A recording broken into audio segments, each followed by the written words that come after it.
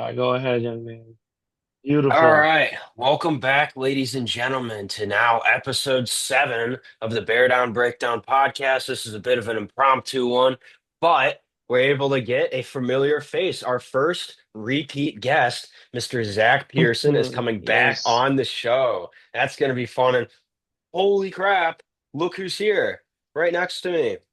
Yeah, I Gustavo made is it back. back, and he's got some life updates too. Talk to him about the life updates. Let's hear it. There's life updates. I'm freed. I'm back, man. I'm so Hmm. sick and tired. I was Yeah. gone for the absolute longest. I could never go on any pods. I was able to help Hmm. it all. I was producing. I was producing and doing questions. So I was involved, but I just wasn't on camera. So Ronnie Clarker here was taking all the load and doing everything. We got a couple life updates. Yo, Jay was overworking me. taking So what? he's taking a load of work. What? Okay, that's a way to start it. Come You were doing on, the everything. the moderators are going to see this. We can't The have that. moderators, man, you know damn well. But I'm back now. Hmm. We were working hard. Tarjay was abusing me and making me work crazy hours. They had me start at like 12 p.m. and leave at 11 p.m. at night. That's And that's then, rough. I yeah, when I worked retail, I never had to do those hours. The latest I had to stay was maybe 10. And that was yeah, just like that was closing after like 9. So we would close at 9 and then we'd just go all the way until then. So that's yeah. We would close at 10, but they Target. made me stay till 11, cleaning everything. But that's Target for you. So It's your Target boy's for you, back, yeah. your boy's here. But we have an update And now. we are featuring No block, no some rock. no block, no rock from our boys over Windy at Windy City City. Sports Cards. Shout Love out you to them guys. again. Love you guys, of course. But oh yeah, updates by you. Yes, you got the updates now. Boyd no longer has to worry about Tarjay. We are officially going to be working for DePaul Athletics. We have been freed from the Yeah. reins. We have been freed from the Yeah. reins, man. So, Yes. hey, it may only make sense being a football podcast if we get to work in athletics. So here we go, guys. Hmm. No No block, no rock. block, no Check rock. out the DePaul men's Blocking basketball target. team. I'll be there. We're blocking them. Shadow We're back. target. Let's just give a little breakdown of our guest, our repeat guest, what we're gonna do today, Ron and Clark. So I'm gonna start More us off over target. here. We got a Hmm. lot going on. So today, guys, training camp. Let's talk about training camp a little bit before we go in there. We're gonna talk to Zach Pearson about it. Ron and Clark, tell us about what happened really quick.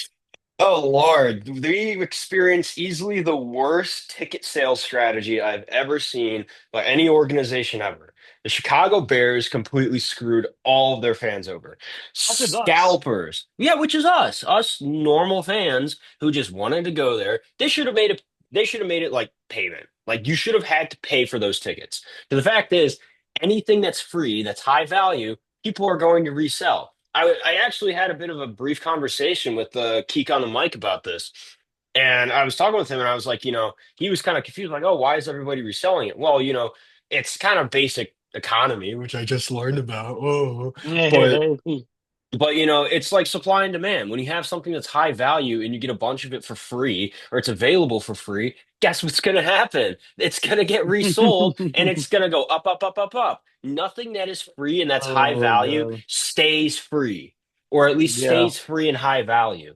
Like it was kind of ridiculous. And I think, especially on Ticketmaster of all places, where it's just like so many scalpers and Ticketmaster's like, had this like problem forever, and yeah, this just they've adds had on this to it. problem forever, and they try to solve it with like the waiting rooms, but that's only for their servers and like the Yeah. queues. And it's like, but you see, my computer at work that I was trying to use, which was a legitimate computer, they blocked me on there because I had a VPN on because I use Zscaler on my work computer, which is right here. I use Zscaler on this. And because I use Zscaler, which is like a VPN, it blocks you from it. But they don't block the bots where people can just pop open like 7 different tabs. It's ridiculous. And then you get all the douchebags who go on. Like we've dealt with so many people just today where there's just been like they'll be like, yeah, we're selling the tickets for like 25 bucks. And it's like, okay, well, it's really hard to weed through that because there's no real way to like verify it. When you're doing like an online thing like that, you just have to be able to, pardon my French, but smell the bullshit from a mile away. And if you can't, then it's like, you're going to lose like 20, 50 bucks like we almost did. And I'm glad Yeah, I we was nearly able to did. see through it. Yeah, because it was just twice. like, oh my God, not even twice, like three different times. There were like multiple people that we contacted, and I was like, dude, you're full of crap. Like you're selling this Yeah, for $20. Like this is going on an official site from 70. I just think, from the top down, terrible, terrible work by the Bears, like just all around. It was just such a pathetic release. And I get that they're trying to make it like cool for the community, but like, come on. Like there's gotta be a better way to do that. And they just didn't do it. And that was so disappointing. But yeah. I love to hear mean, your perspective. yeah. So it was really disappointing because this happened to me last year. I bought mine and I think it's scam looking for 15 bucks, by the way. So I don't know how I got an absolute deal on them, but it was quite disappointing because you really look at it from two standpoints, the fan Hmm. standpoint and the business aspect of it. The business part, we already know, there's ethical dilemmas, but it makes sense, right? Supply and demand, simple. But then there's like the regular fan experience, and it's frustrating because you and me went in early. I was up at 9 a.m., clicked on it. We were in We that were in, waiting room yeah. by 9:45. I mean, we were in We were that in. quick, man, snap of a fingers. And then it was like you're in the waiting room, and then we got put into the queue. Like refresh the screen, it was like minus 30 seconds, and you're in. We got in the queue, 1,000 people ahead of us. How was 1,000 people ahead of us if we're the first people in the waiting room and in the queue? It makes no sense. Even Mhm. people like on Twitter I saw were what Oh, here's our 12 guy. minutes. Oh, Zach, Zach 12 is minutes away. here. Enough Oh, he's blabbering about early too. myself. Yeah. But, ladies and gentlemen, friend of the show, Zack Pearson, has arrived. Bear report. There he is. How we Hey, sorry. doing? Hey, I'm doing good. Sorry, my camera for some reason was not cooperating there. Sorry about Hey, that. no worries. No no worries. worries. How have you been though? Busy, busy and busy. So, but pretty good. Other than that, pretty good, honestly. Even at this time of the year, with the little amount of stories that there is, still finding it busy? Yeah, more just personal, like vacations and Yeah. pretty much hanging out with the kid and There doing you all go. that Yeah. stuff. Yeah. Other than that, like the story stuff, not as much. But honestly, Mhm. actually, pretty much this week, the story stuff will pick up. Yeah. Yeah. Well, speaking of, we just were talking about this, but the whole dilemma with the training camp tickets, we had both tried to get in on that, and you've probably seen on Twitter, people are pretty mad. Like that was just a terribly rolled out thing by the Bears, where it's like free tickets. It's on Ticketmaster, which is notorious for scalpers. Like, there's been numerous complaints about the system and how difficult it is to obtain the tickets. But just what have you seen or experienced with that when it comes to getting those tickets? Like, I know you're a press member, but do you have to go through that Ticketmaster process, or is there a different way that you go about getting it? Yeah, it's different. I don't have, thank God I don't have to deal with that because that just sounds like a nightmare from what I've heard. Yeah, no, I just get mine. I have my season credential essentially, and I can just go whenever when the practices are there. But no, it's changed. When they made the decision to go back to or to go to Hallis Hall, what was it 20?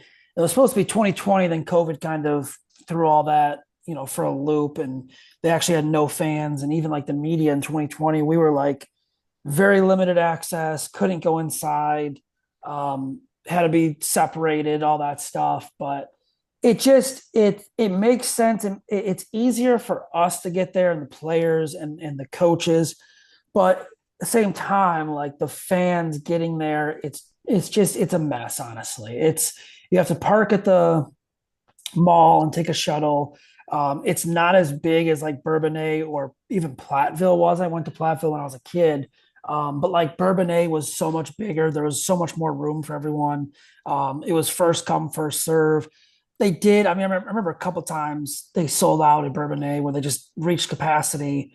Probably I could count three or four times. But at, Hallis Hall, it's just an odd setup. So I could see where fans are frustrated and like how the fields are set up.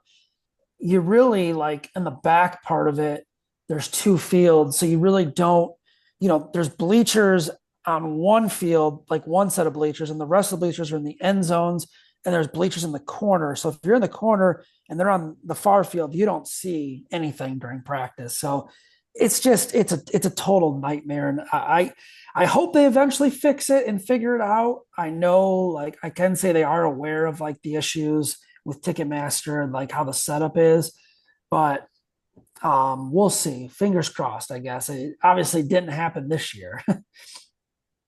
Yeah. It's Yeah. just really unfortunate because it really gives a bad look to the Bears and how that rollout is. And then the fans are like, hey, what's going on? Like nobody gets tickets. Even the big like media people. I think even Nick Moriano was saying he wasn't able to get them, right? Because or no, he has the press pass, so he'll Yeah, probably be able to. But oh man, it was just He such a was asking. mess.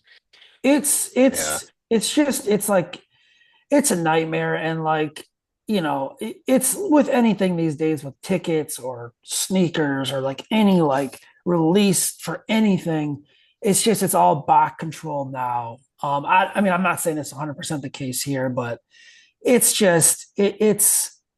the bots get ahead of it and there's really no control, and like you see people selling them on like Ticketmaster, I guess last year or something. So yeah, it does suck for the fans. It's not a good process, or a whole, honestly, anything with training camp is really tough to yeah, tough to you know say as a positive. I'll say that. Yeah. It's no fun. Yeah, exactly. I And think it's pretty good to describe it. I mean, yeah, because I went last year. I was going to touch on that a little bit, and I know exactly what you said you're talking about. I went in last year in 23. In 2023, they put us on that one field, talking about with the bleachers all the way around, and then last year they put us on the other field where it was just one set of bleachers on one side, and that was it. Everybody else had a stand, and even like the standing area was so bad, like super cramped. You can't stand anywhere to see, and like you can't stand on the bleachers to look out either because security kicks you out. Like Yeah. it's an absolute pain. They sell a limited amount of quantity, yet it's still not enough because you can't see to see anything. And even then, when we're trying to get some tickets right now, Ronan actually went through a couple hiccups here about scammers, and that just makes a whole different problem with scammers, scalping, bots, and people obviously going in with malicious intention. So I want Ronan to talk about our Yeah. situation here because it kind of relates to the whole fan base and just the excitement about the Yeah. season as it is. Yeah, I mean, it's just a lot of opportunistic people. I understand the mentality of it where it's like, hey, you have a very high demand ticket that's now free. And if you can get something for free that people value a lot, it's like, why not sell it? But man, you just got to be able to smell the bullshit from a mile away. Like that's really what it is. It's I it's it's it's not like even like, crazy. yeah, I mean, it's like, even the like, honestly, the frustrating part, I would say, like, even if you get a ticket, you're gonna be like, the chances that you get a good seat, or a seat that you're gonna see all of the practice or what you want to see, is not good anyway. It, because you walk in, they have like a bunch of stuff that, and if you're a family, like if you want to, like last year, I was did the lottery thing or whatever, the Ticketmaster thing, or my wife did it, or whoever did it. She got a ticket for her and my son, but it's like, you don't, like, they wanted to do all the kids stuff. So by the time practice started, there was literally nowhere for them to sit where they were practicing. So they had to sit in the bleacher that's way in the corner, and like you can't see anything. So they just ended up leaving because it's like, well, what am I there for? And I mean, it's frustrating. And it's like, you have a fan base that wants to see your product, but like you're not offering it to them, not only the tickets, but like watching. And I'll never forget, I think it was, God, it had to be Eberflus's first year or second year. They did this. It was the first year the NFL did the like welcome back to football kickoff weekend training camp. And like it was a big celebration across the league, and like, or, quote unquote, a big celebration.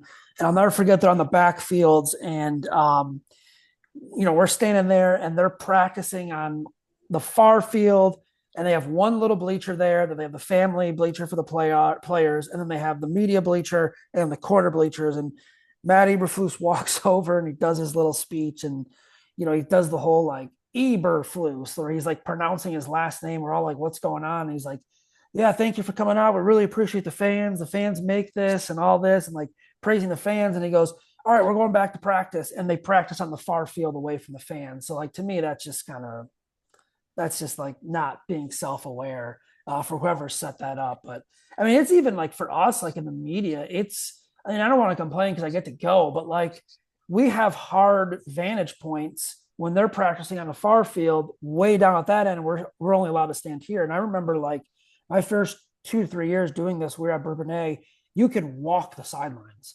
Like as media, you could walk the entire sideline if you wanted to and get content and information and note stuff. And now we're even like kind of limited. So it's just it's a frustrating situation all around, I'd say. That's so And I fun. wanted Yeah, to, I was gonna yeah, ask. Yeah. go ahead, Ronan, and then I'll ask mine. No, I was gonna ask about like what the difference was, or if you guys had a bleacher, but that's really interesting. They are just like they just can find you guys away. Man. Yeah, it's a little like it's a small bleacher section, which is it's nice because like we don't have to like worry about okay, like like getting into a section where the fans are blocking their view or them blocking our view. Like we get our own, but it's in the end zone and it's like it's there's two fields with the end zone, at least on the far ones, and it's like not dead center. So it's like kind of in between both of them. So you really don't see like that perspective down there. And then the one that's on the closer fields, like we're at the top row, which is, it's nice or shade, but you also like, you can't stand because you can't see anything. So it's rough all around, honestly. And yeah, Yeah, I that was gonna sounds add on real that. fun. It is rough because I was noticing, and I always wonder how's the difference. Like, can you pull people to be like, "Hey, come over here"? How do you get in contact? I know at the end they all come around to like sign or like talk to people. Are you actually able to pull anyone away, especially being in a confined area? We were able to in Bourbonnais able to pull players. You weren't getting like Jay Cutler or Mitch Trubisky, like he was already scheduled to talk. But like you could pull players like, hey, like a guy fighting for a roster spot. You can be like, yeah, can I get you for 5-10 minutes? Or even like honestly, a starter. You could, like Allen Robinson, or like I remember, God, I'm trying to go back. I want to say like Kyle Fuller or someone like that. You could pull to the side and they more than likely you would talk to and do an interview. And then as time went on, they kind of limited that. Now we can't even go like on the field. We just have essentially request players that we want to talk to. And the Bears do a good job of accommodating our requests. Like if 5 reporters are requesting a guy, they're just going to put him on the podium, which is fine. But like if you want someone, like um Gervon Dexter, and you're the only one, they'll accommodate that. So that's kind of nice. But it was a lot easier, nicer pulling players off the field. Honestly, that was an awesome time when you could be able to do that. I couldn't imagine. That kind of led me into the second one because when you like think of that, you think of because your job is there, like which is the whole reason you kind of contact you was like, how can you get information on them? How can you really do, I guess, your due diligence in providing information to everybody? Like, is there certain things you look for in training camp, like certain players, intensity in practice? Like, how can you actually go ahead and find this information out for people, especially in that limited area with other people and other media, just in general? Like, what can you look for? Yeah, I mean, honestly, like, here's how I do it. I essentially, before training camp starts, find, I just go through the roster, if there's any connections that I know of, like through players or people that know players or people I know, I try to find storylines and I just kind of set a schedule of who I want to talk to, what days.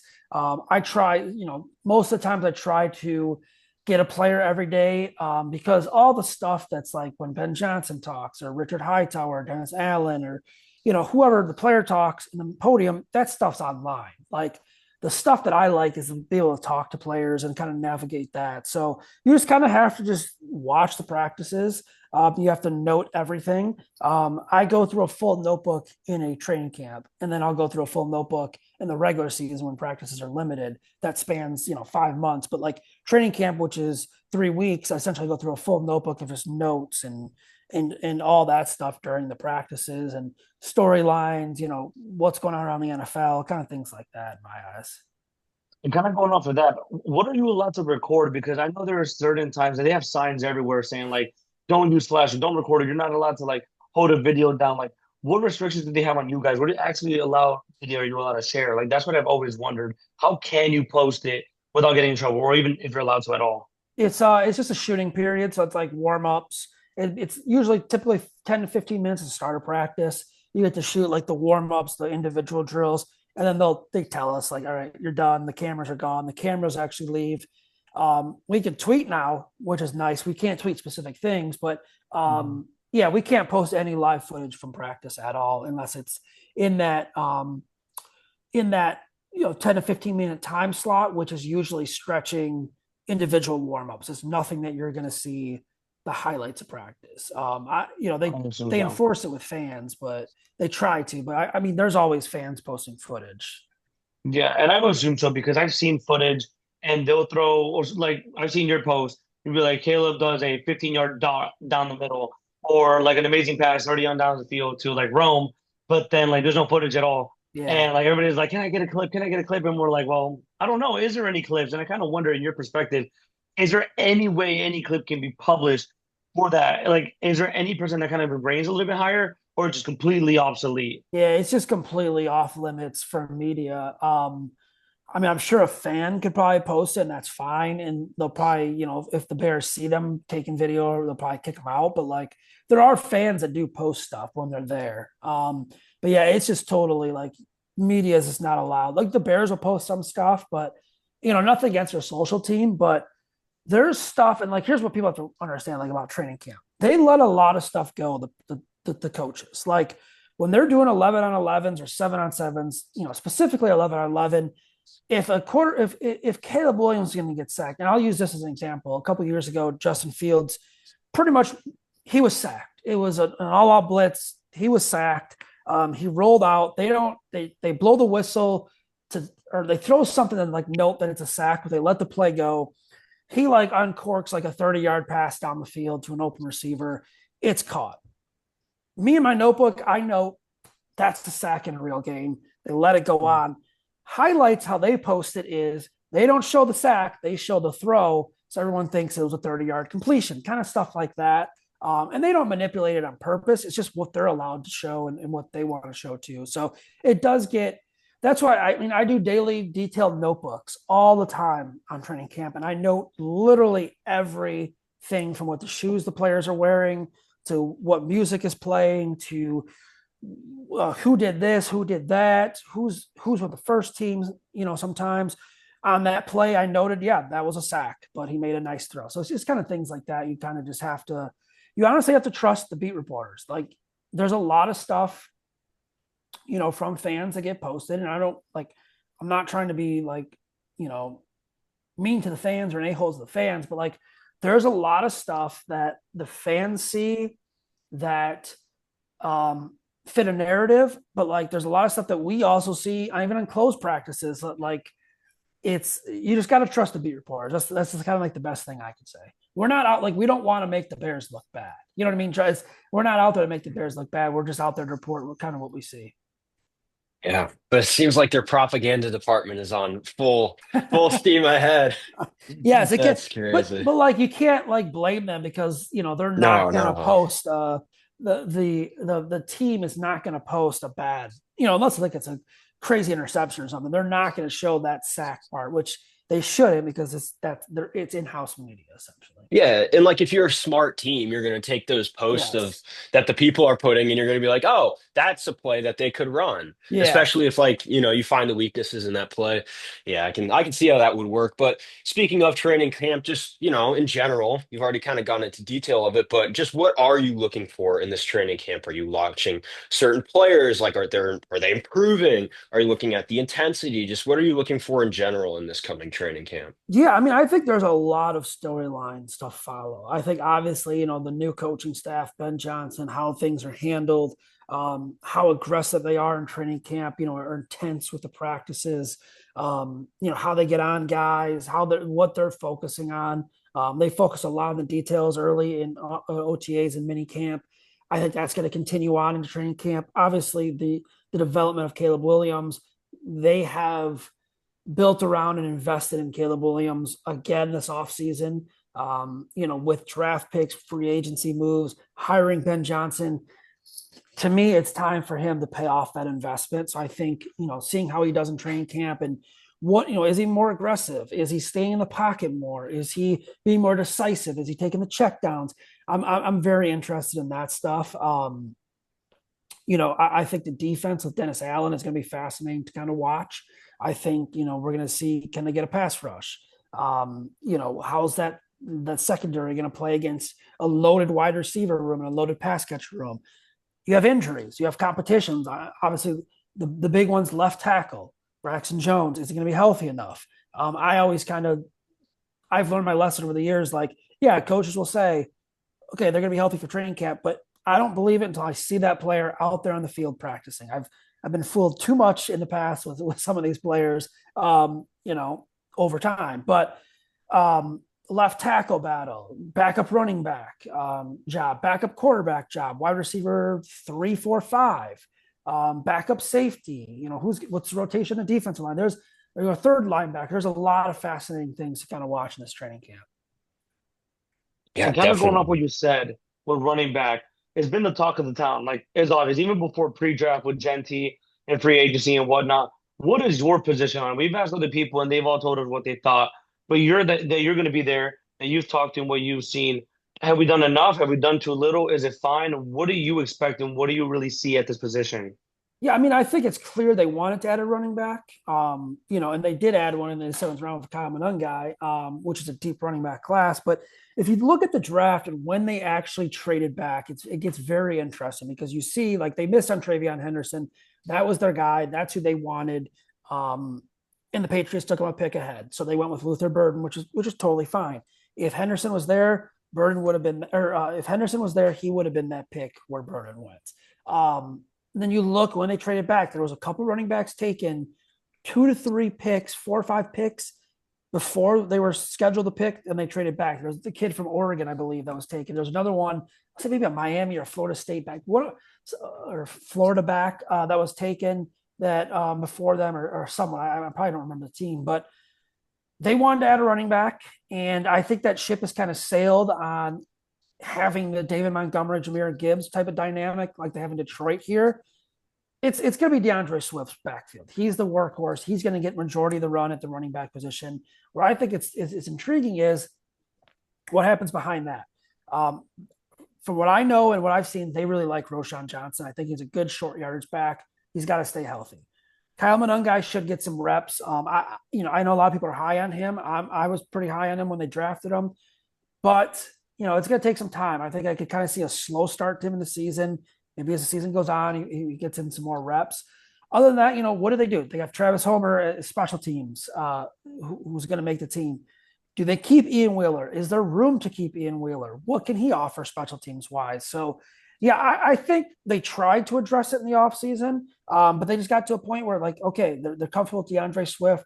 We're going to roll with DeAndre Swift this year, which, I think personally will probably be his last year here just because they can save so much money in terms of cap, and they have to start being a little cautious in a way with the cap, because if you're going to pay Caleb Williams, you have some big roster decisions to kind of make in the coming years. So, yeah, that's kind of how I see the position right now. Yeah, just based on, the money situation, we'd actually been hearing some rumors that we've been linked to Jamal Williams, Zadarius Smith, and Matt Judon. Now, that's kind of been something that's been floating out all offseason, but I wanted to get your take on it as we get closer to training camp. Do you think that we'll actually go out and sign somebody, or do we just kind of sit back, let the roster play out, and then keep on moving? Yeah, I think they're just gonna let the roster play out. I wouldn't be surprised if they signed someone before training camp. I think that's it wouldn't make sense, but right now I think they're probably gonna stay put. Maybe bring someone else in, um, you know, during training camp if they need it. But yeah, right now I don't see any of those 3 guys being there when training camp opens up in what 9 to 10 days here. I saw that too, and I just to me I think they're where they're at right now is probably where they want to be when camp opens up, barring if they have an injury that they have make a roster move for, or they decide let's bring in someone else. But I just wouldn't expect anything big, honestly. Yeah. And kind of going off of that, because we talked about, Jamal Williams and all that. I think they kind of avoid that running back position. But you brought up left tackle.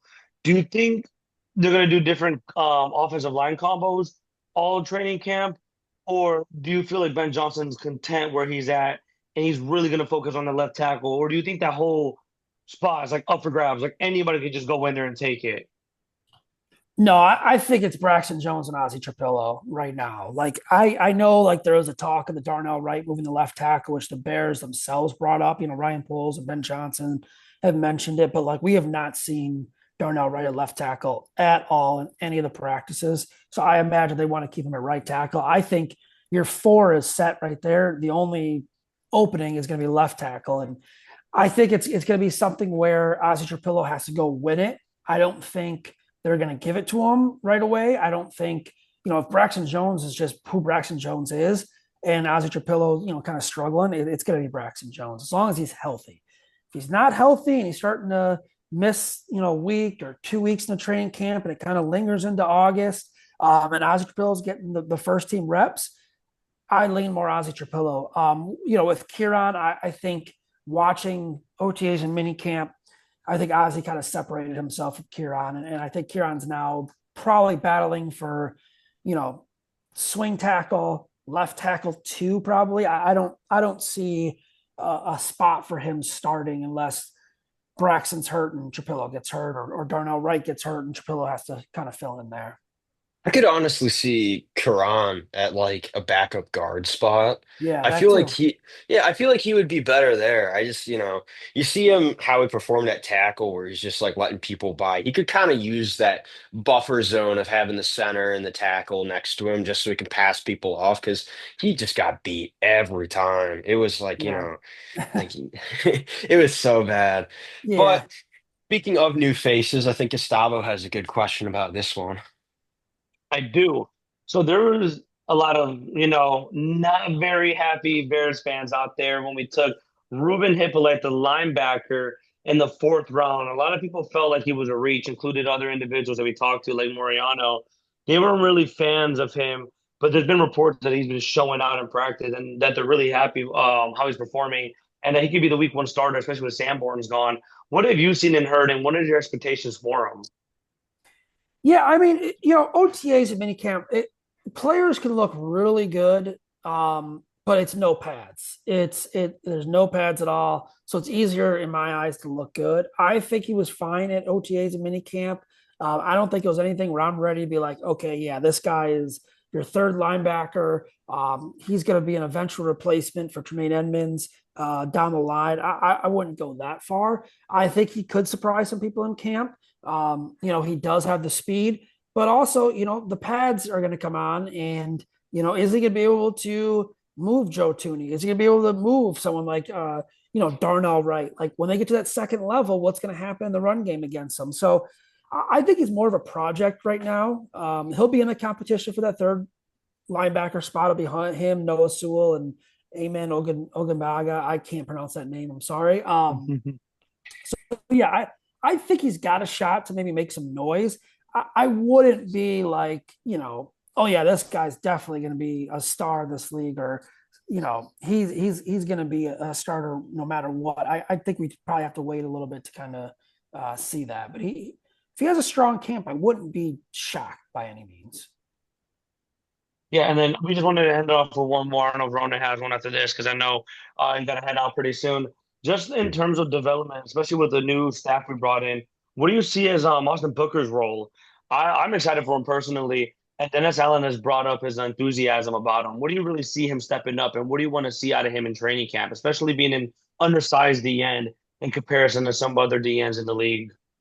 Yeah, I mean, I want to see where he improved from last year to this year over the off season, and what he can bring. Because he's going to go into camp right now, probably is pass rusher 3 or 4 as it stands right now. You'll have Deo and you'll have Montez as your top guys, but they're going overall. I think they need they need a pass rusher to step up, whether that is Booker or Montez Sweat or someone like that. But the traits are there for Austin Booker.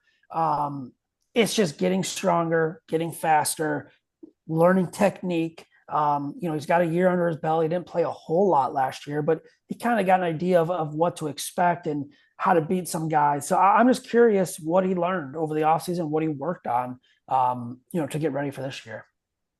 Well, that was really my question. So we really appreciate your time, Mr. Yeah. Pearson. It's always great having you on. But any final thoughts about training camp before we send you off here? Yeah, I mean, for those that get to go, enjoy it, and hopefully it's an exciting season for the Bears. I think there's a lot of hope, and rightfully so, with what they've done this offseason. But yeah, just enjoy it if you get the chance to go out there. We're cautiously optimistic. So we just want to Yeah, thank you, Mr. Pearson, and we hope you have a fun time and don't burn out there because it's very hot every time they have these camps I out know, there. man. It's crazy. Lots of sunscreen, lots of water. Exactly. Thank you so much. Mhm. We Yep. appreciate your time, Yes, boss. sir. You take Thank you. care. All Take it easy. Thank you. Bye bye. right, well, that was our guy, Mr. Zach Pearson. I'm so happy to have Always him. We fun. want to give a Yeah, special shout always out to great. him. Our first recurring guest. He has been always communicative with us, always responsive. So we got to give him an extra thanks. But very interesting, some of the stuff that he brought into this podcast, just about like the whole training camp dynamic. I think that that's really interesting how And even they on used his to have, end, yeah, even on the media end, it's like, I we don't know, did shifted a little somebody bit. like Instead of trip talking one about of the players the whole players? time, yeah, I like that Yeah. because we always talk about players only, but I want to talk about the hmm media end because he's the reason we have him on here, hmm how we can talk about things. And it's the fact that he can't go where. If he wants to go down and get a better look at a player, he can't. They say, hey, good luck. You got to stand in your spot. And like you talked about, man, like the media portion of it, he can't even talk to a player or like just say, like, there's a big play hmm made down there and he can't see it. Out of luck. They won't let him go down there. Like, you can't walk the sideline. Like, is that not bizarre to you? Hmm? And Sorry. that's all right. Ain't that bizarre that if a big play Yeah, happens on the yeah. field, he's stuck in the back end zone and that's it? I was just gonna say if we won, I would just you get those the Ray-Ban Meta glasses and you just Yeah. record the whole fucking time. Oh my. Like, who is Dude, this guy? There's a little light in the corner, bzzz, just looking yeah. around. You gotta like tape over the light, be like, oh, I broke my glasses, sorry. Or like you just keep the glasses in your pocket, you take it out, it's like, oh, I'm recording now. That's gonna be something that I think you should watch out for as That's like smart. as things kind of progress. Like I think it's really something that's interesting, those meta glasses, because you see It a lot of is. influencers wearing those and those like pranks where they have them on. I think that that's going to be something that, I don't know. It's like, well, you're giving like spy tech to the general public, and we've all seen how that's gone. Like, Yeah, it's not necessarily a great idea, oh but I feel like man. it'd be good for our media guys who want to talk to players and they don't have the time to like pull a microphone up to their mouth. Be like, hey, I got a recording. Like, here's your like, do I can I have consent? They have consent, and they can do it. But you give it in the hands of the wrong person, and then you have a guy recording whole secret practice, and now the Yeah, cheating thing can happen. That playbook could just be handed to somebody else. Hey, I I recorded get this it. whole private practice. Now the Bengals have access to it. Now the Yeah, Dolphins have it's access gonna to it's it. gonna be Spygate 2.0. The Dolphins are gonna be the ones with access to that. Well, the thing Mike is, we have McDaniel's is joint a practice with them, dork. though. We have joint I practice with them. know, but like that's gonna be the thing. When I used to play high school football, we would have joint practices, and like we would see their tape. Like we would see only the tape that they would give us, though, because a lot of what happens is they'll give each other tape.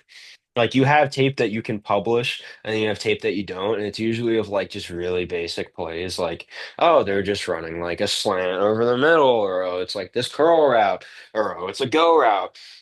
Like so, like when we were on the defense, we were like, this shows us freaking nothing. Like, we didn't know what they were running. We didn't know what to expect. And then, like, yeah, it's a whole thing. So I think the new tech is going to be a big thing. I'm more curious to see how AI plays a role into this season. Yeah. I think that with how quickly the learning models are going, I think you're going to eventually have like an AI coach. There could be an AI coach at some point. I sure as hell hope not. We don't need that around here. They just import Belichick's brain and like all of those famous A bunch players of and stuff coaches' on there. brains into there. I feel like That Tom would be Brady's gonna do horrific that. Tom's gonna be like, with the you know what, I need Raiders. my yeah, he's gonna like get the Neuralink in his brain and just be like, okay, we're gonna implant it to oh my God, my family group chat's blowing up. They're just gonna implant it into like Jimmy Garoppolo or like Geno Smith's brain. Yeah, it's unbelievable, man. We're gonna see what's going on with that, but we're gonna see what's going on with training camp because we need to hmm get info for our fans back watching Bear Down Breakdown. Is there Yeah. anything else you have to leave our fans with, our viewers? Uh, if you're a scalper, I'm gonna hunt you down and kill you, and it's Okay. going to hurt a lot. That's not really something good to say. You know what? We'll leave it at that. We'll leave them do that. We'll All hopefully. scalpers, this is an official declaration from the Bear Down Breakdown people. This is a We're coming. declaration. We are coming for you. What is it? What do they call it in the whole Iran thing? They Mm, issued like a fatwa. The unbelievable, Bear man. Hey, Down Breakdown we're gonna account see. is issuing a fatwa against We're all going. I'm scalpers. disappointed. I'm really glad Zach touched on it because like he mentioned that it was so impossible for like regular fans to even go. Speaking out on fans, families, kids, even like the media people. Like the Bears need to do something about it. Like we already have enough complaints as it is. Let's do something about that at the very least. Mhm. Well, to all of our loyal fans, we love you. To all of our disloyal fans, we still love you. You're not a part of our call out here, but scalpers beware. You will be hunted down. This is episode 7 of Bear Mhm. Down Breakdown. I'm your host, Gustavo with my co-host, Ronnie Clark. We'll see you guys Yeah. later.